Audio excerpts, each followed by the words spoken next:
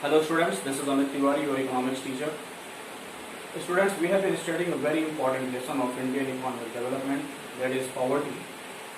And in this chapter, we have studied up to the different measures which are required to eradicate the poverty from India.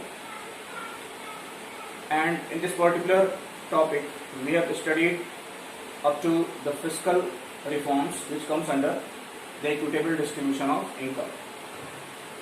And in today's video lecture, we will discuss the legislative reforms which the policymakers must undertake to eradicate the poverty, along with other reforms which are also vital for this purpose. So let us start with legislative reforms. In legislative reforms which comes under the equitable distribution of income, Minimum Wage Act is very important step. Minimum Wage Act refers to the minimum wage which an employer is bound to pay to his employees. मतलब कि minimum wage act ये बताता है कि कोई भी employer bound होता है अपने एम्प्लॉयज को एक मिनिमम स्टिपुलेटेड वेज या सैलरी प्रोवाइड करने के, उसके नीचे वो नहीं प्रोवाइड कर सकता. तो ये काफी हेल्पफुल होता है, खास करके जो लेबर्स होते हैं, जो स्किल्ड और अनस्किल्ड लेबर्स होते हैं, उनके लिए उनके हितों की रक्षा करता है. दूसरा है price floor. Price floor refers to the minimum price offered to the farmers for their farm produce. यानी कि जो प्राइस फ्लोर होता है वो ये बताता है कि फार्मर्स को एक मिनिमम प्राइस ऑफर करना होता है जो भी वो फार्म अपने एग्रीकल्चर में प्रोड्यूस करता है उसको खरीदने के लिए. And the third one is right to education. Means each and every section of the society is having right to education, and for that matter this particular section which we call as poor, this particular step is very important.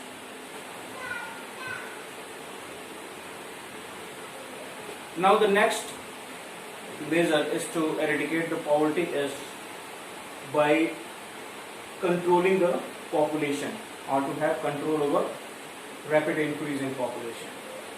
So students, हमारी जो national income है, अगर हम independence के बाद देखें तो एक ग्रेजुअल इंक्रीज हुआ है हमारे नेशनल इनकम में या जीडीपी में, ग्रॉस डोमेस्टिक प्रोडक्ट में, ईयर ऑन ईयर बेसिस में. लेकिन साथ ही साथ आप देखेंगे कि जो डिफरेंट प्रोग्राम्स चलाए गए, जो डिफरेंट पॉलिसीज अडॉप्ट की गई हेल्थ केयर सेक्टर में, एजुकेशन सेक्टर में, इंफ्रास्ट्रक्चर में, एम्प्लॉयमेंट को दूर करने के लिए तमाम स्टेप्स लिए गए, इन सब की वजह से जो एक पॉपुलेशन में ग्रोथ देखने को मिला, वो ग्रोथ का जो पेस था वो बहुत रैपिड था. और देखते ही देखते हमारी पॉपुलेशन जो है इन पिछले 60 से 70 सालों में इतनी ज़्यादा बढ़ गई है कि हम पूरे वर्ल्ड के सेकंड लार्जेस्ट कंट्री हैं इन टर्म्स ऑफ पॉपुलेशन. पहली चाइना है और पूरी उम्मीद है कि आगे आने वाले समय में हम चाइना को भी पीछे छोड़ें. इस बात को आप एक उदाहरण से आसानी से समझ सकते हैं.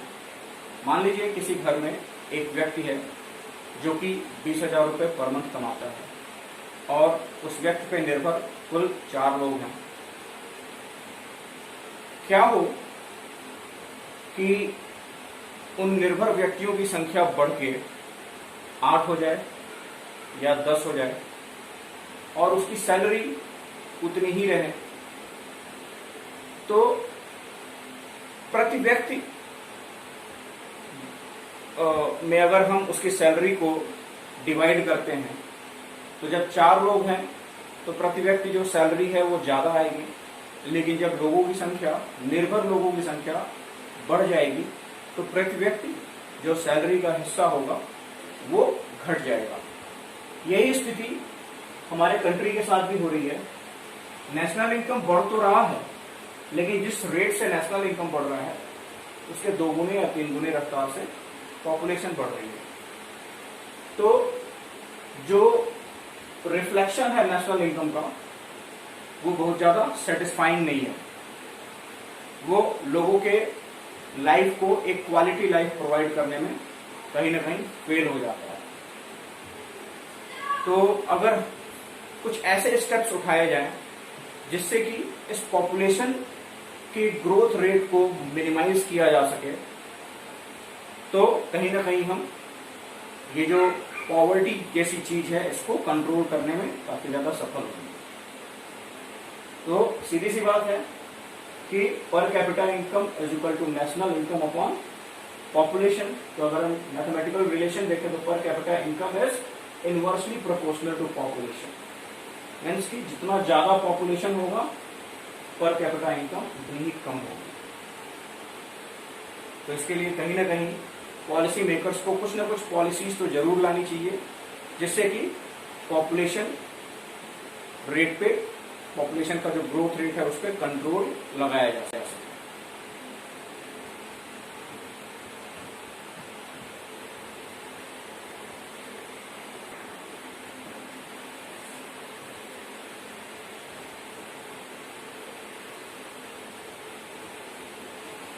Now we will discuss the other measures which can prove to be vital for the farmers to enhance their quality of life. So let us discuss. The first one is development of agriculture. कुछ एक economist का ये मत है कि अगर हम agriculture को एग्रीकल्चर के डेवलपमेंट पे ज्यादा ध्यान देते हैं या एग्रीकल्चर के डेवलपमेंट में ज्यादा इनपुट देते हैं तो इस पॉवर्टी को हम खत्म करने में काफी हद तक कामयाब होंगे। तो क्या क्या स्टेप्स लिए जा सकते हैं एग्रीकल्चर को इंप्रूव करने के लिए, एग्रीकल्चर को डेवलप करने के लिए? तो agriculture should be mechanised and modernised. Agriculture को मैकेनाइज कर दिया जाए, यानी कि मशीनों का इम्प्लीकेशन ज्यादा से ज्यादा हो और मॉडर्न टेक्निक्स का हम यूज करें। Second one, better seeds, means of irrigation, chemical and composite fertilisers का ज्यादा से ज्यादा यूज हो। इसके बाद क्या हम स्टेप ले सकते हैं? तो farmer should be given financial assistance. Farmers को फाइनेंशियल असिस्टेंस प्रोवाइड किया जा सकता है गवर्नमेंट के द्वारा in terms of subsidies for fertilisers and for the purchase of seeds etcetera, and for the purchase of agricultural machineries like tractors, threshers. Fine. And the next step which can be taken to develop agriculture is by giving land to the landless farmers. जो landless farmers हैं, जो tenants हैं, उनको भी अगर हम agricultural land provide करते तो कहीं ना कहीं उनकी गरीबी भी दूर होगी। तो these are the certain measures which can be taken to develop agriculture which ultimately will eradicate the poverty from India as per so many economists of India. The next one is stability in the price level. By stabilizing the price level of consumption goods, you would be able to eradicate or reduce the poverty from economy. और price stability को हम कैसे achieve कर सकते हैं? तो just by enhancing the production of food grains and other goods of mass consumption, यानी कि जो एग्रीकल्चरल प्रोड्यूस है इन टर्म्स ऑफ फूड ग्रेन्स और जो भी प्रोडक्ट्स जिसका कि हम मास कंजम्पशन करते हैं उसके प्रोडक्शन में अगर हम इन्हांसमेंट कर दें, इंक्रीज कर दें उसके प्रोडक्शन को, तो डिमांड के अगेंस्ट हम एक ऑप्टिमम लेवल पे सप्लाई मार्केट में कर सकेंगे। तो इससे क्या होगा कि प्राइस में बहुत ज्यादा हमें बढ़ाव देखने को नहीं मिलेगा। एक तरीके से प्राइस को स्टेबल किया जा सकता है just by increasing the production of food grains and goods of mass consumption. And the next one, by which we can stabilize the price level is by distributing the goods for mass consumption and food grains through fair shops. Fair shops means जो control rate की दुकानें होती हैं या जिसको आप कोटा के नाम से जानते हैं, तो इन कोटा के माध्यम से या फेयर शॉप्स के माध्यम से जो भी फूड ग्रेन्स का या गुड्स ऑफ मास कंजम्पशन इसका जो डिस्ट्रीब्यूशन है ये फेयर शॉप्स के माध्यम से होना चाहिए। तो इससे भी कहीं ना कहीं प्राइस पे एक कंट्रोल लगाया जा सकता है, क्योंकि जो फेयर शॉप पे जो भी फूड ग्रेन्स का डिस्ट्रीब्यूशन होता है उसका प्राइस फिक्स होता है। उसमें क्या है कि उसमें प्राइस को ना इंक्रीज किया जा सकता है ना डिक्रीज किया जा सकता है।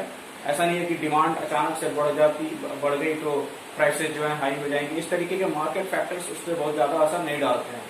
ठीक है, तो इन मेजर्स को लेकर हम प्राइस को स्टेबलाइज कर सकते हैं। जो जनरल प्राइस लेवल है इकोनॉमी में for goods of mass consumption and food grains, इसको कंट्रोल किया जा सकता है। तो इस तरीके से जो एसेंशियल चीजें हैं वो हर एक के पहुंच में आ जाएंगी, और कहीं ना कहीं जो प्राइम नेसेसिटी की चीजें हैं जिसको कि बहुत सारे गरीब फुलफिल नहीं कर पाते हैं, उनको फुलफिल करने में जो है एबल हो जाएंगे।